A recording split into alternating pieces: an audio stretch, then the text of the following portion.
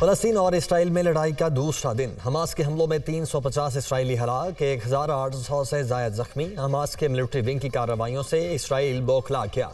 तूफानुल Aqsa operation में हजारों rocket fire, मुतअद्दिद Israeli इलाके हमलों की जद में आए।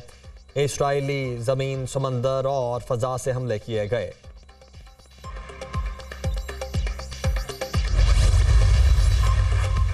नवाज शरीफ इस बार फिर आएंगे और मुल्क को ठीक करके दिखाएंगे। नवाज शरीफ वापस आ रहे हैं और मुल्क के अच्छे दिन भी। शेर को हराने और मिटाने वाले कई आए और कई गए, शेर वहीं खड़ा है।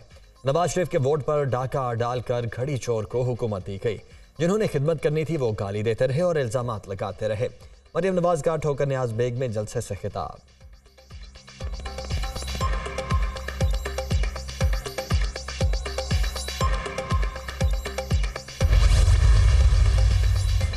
दुनिया समझ रही थी मजमा फलस्तीन मुद्दा बन चुका। ताज़ा वाक़े ने इसे गलत साबित किया। यहाँ एक तबके ने इसराइल को तस्लीम करवाने की नाकाम कोशिश की।